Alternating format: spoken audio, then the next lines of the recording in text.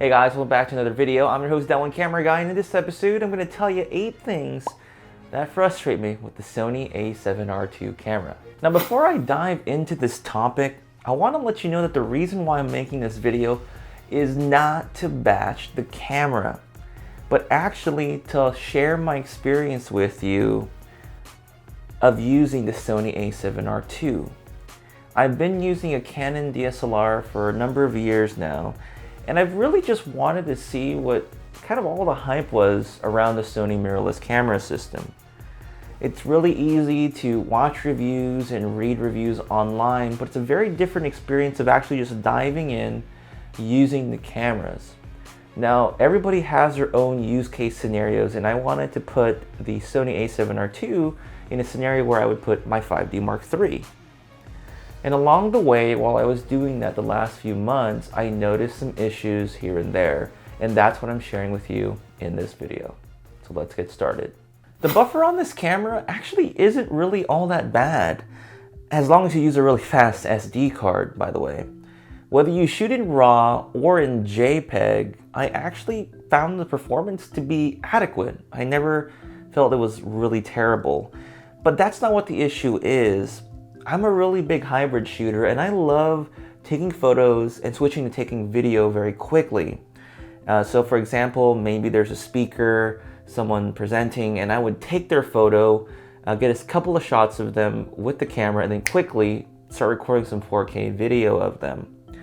And what happens is, when I do this, is that when I take several photos, maybe in RAW, I'll try and hit record quickly, and there's going to be a little lag. It'll say, sorry, it's still writing to the card, basically. And so you'll have to wait 2 to 3 seconds or so, or depending on how many photos you took, in order to start recording video. Now, it's not a huge deal breaker or anything like that, but that little lag does add a little bit of frustration in my workflow and what I like to do, but I work around it.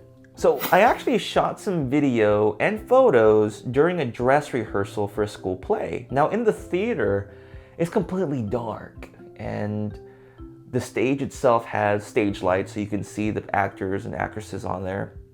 But I found that after about 15 to 20 minutes of using the electronic viewfinder, my left eye started to feel some strain and got watery. Yeah, I'm not too sure, but it's never happened again since I've never actually shot another school rehearsal or a dress rehearsal. But I'm guessing it was the result of the electronic viewfinder. The question I have is, have you experienced that? Let me know down below. Like many of you, I remapped the record button on my Sony a7R II like I've done with my Alpha 6300. I personally have never had any major issues clicking the red button in order to record or stop or start recording. As a result, I set my record button to C2 on my camera, making it easier for me to just reach with my index finger. So, like, again, I'm a hybrid shooter. So far, it's been great to use. Now, I use the OEM battery grip with my camera. And during a senior awards assembly, while they were giving their awards, I was taking photos of students receiving their scholarships. Now, during this time, there would be downtime. So for example, I'd have my a7R II with battery grip. I had the MC11 adapter with the Sigma 35R. I'd set the camera down on a table on its side. And when I was ready to go ahead and take the photo, so this next group comes in, I'm ready to take their photo, I grab the camera, put it up to my eye, and lo and behold, it says recording. And I'm like, WTF, what is going on? At first, I thought it was a fluke. I said, oh crap, I accidentally hit record for some reason, so I turned it off, took the photo. And by the way, the 35R did a terrible job. It was really slow taking those photos, but that's a different story. But what baffled me was that it happened several more times throughout the evening. And I wasn't quite sure what in the world was happening. At first, I thought my hand was rubbing up against the red record button. No, it actually wasn't. The battery grip, the C2 button on there, I was actually, since my hand was big enough and the weight of the lens combo together was kind of heavy, my palm was actually hitting the C2 button as I picked it up, and it triggered the recording.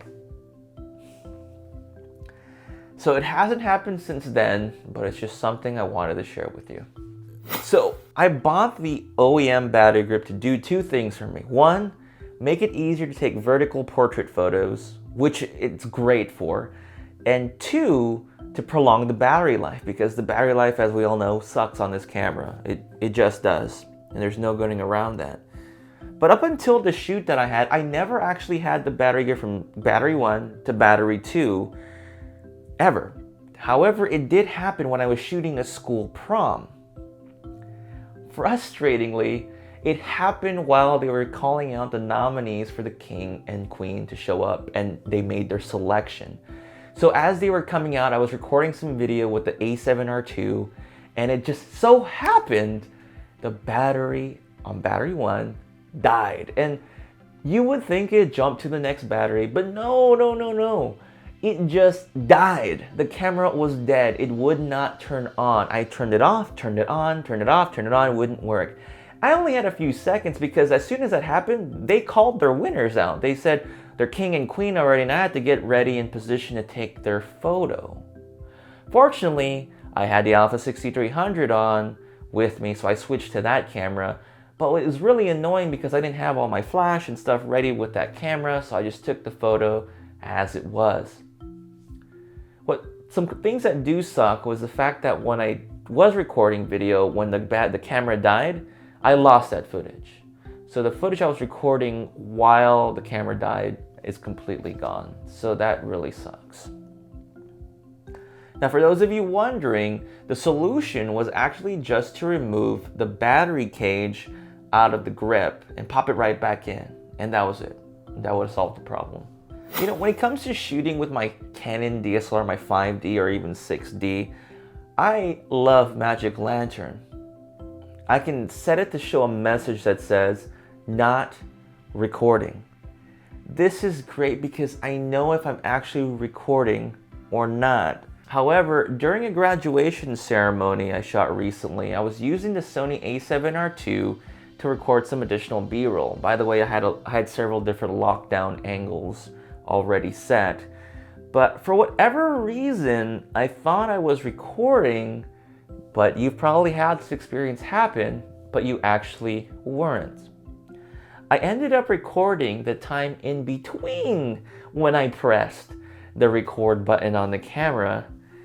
I would personally attest that more to user error, but I wish there was a better indicator. Maybe there is, maybe I just haven't found it on the camera, but I was also having some slight issues with the EVF. I couldn't see very well in the sunlight. It was still better than the back of the screen, but I probably need to invest in a better little eye cup piece in the future. With enough time and experience, you will learn to love or hate the Sony menu system. So far, I kind of fall in between that category. What I found is that if you have a feature that you don't use too often, you're going to be finding yourself digging through that menu, thinking to yourself, where the hell did that option go? Yes, I know there is a custom function button that you can press on the back of your camera and designate several different options on there for quick access, which is great. But I can't even put something like format on there for whatever reason. It would have been nice to have a custom menu, so when you press menu, it shows you your frequently used options, or even create your own custom menu of choices that you like to access frequently. This can be quite unnerving when you really need to do something quickly. For example, formatting your camera, or with this a7R2, switching between Super 35 or full frame mode. Now my last point, and no pun intended here, but changing the focus points. Unlike its DSLR counterparts, it is a frustrating affair just to manipulate and change the focus point on the Sony a7R2. In most cases, it really isn't an issue, but there's an added step to move a tiny square on the screen. I have it set to where I press C1 and I'm going to activate that menu mode, and then I can quickly use the back button dial and the front dial, or even the back wheel, that back wheel there, to click up and down to move my focus points. It's going to take some time getting used to it because it's a little odd, but it is confusing at first, and I feel really slow using that technique. It would be nice if the camera in the future had a touchscreen that you can use to kind of select your focus point, similar to like a Panasonic camera, but we're gonna definitely have to wait for that. So I did use this technique during a community event. I would see my photo that I was gonna take ahead of time in my mind. I would set my focus point ahead of time, frame the shot, take the picture. So that's kind of the workaround I had for that situation. Conclusion. To be perfectly honest, a lot of these issues don't really frustrate me because many of them are more things that you need to work on with practice and routine and getting used to a new system. The only one thing that really irked me was the random death on the battery grip. That just happened, and popping it out and whatnot with the battery cage was the resolution. Now, it doesn't mean, oh, that's a terrible camera. I've had my fair share of issues with the 5D. I've had an error show up. I had to pop out the lens, take out the battery grip, the battery's popping back in and whatever, just to get it going again. So those issues do happen, and it just happens to be one of those one-off times that something like that does happen to you. So I don't want you to create this imagery that, oh, the camera is terrible. This was more of just my experiences of little things that have happened along the way and trying to show you what it's like using the new system coming from a Canon DSLR in my situation. I guess the real question you want to know, or the answer to it, is should you move to the Sony mirrorless camera system or the a7R II? And honestly, that is a question that you have to answer for yourself, because I don't use the camera like you do. You may use it for some things like I do, but you know the camera system better than anybody else. I still err on the side of caution of sticking with your current Canon or Nikon system if you do this for a living. Now, if you do need that 4K ability and ability to record long-form video, you probably want to consider the Panasonic line of cameras over the Sony mirrorless cameras for the time being. Now, you can use the Sony cameras, but you have a lot of issues for potential risk of it failing because of the overheating problem. But you really got to try it out for yourself. So that really doesn't answer the questions completely. My best answer is rent out the gear, try it out, and figure out if it works for you. That's my answer for you. Folks, I don't know everything. If you have any questions or comments specifically about this gear, please leave them down below. Or if you've had any issues with the a7R II similar to what I've had to deal with, I would love to hear your thoughts on that. If you did find this video helpful, consider giving it a like. If you do want to see more content about the Sony mirrorless system, consider subscribing. And if you missed any of my last videos, you can find them somewhere around here. And with that said, I'm your host, that one camera guy, and I'll catch you on the next video.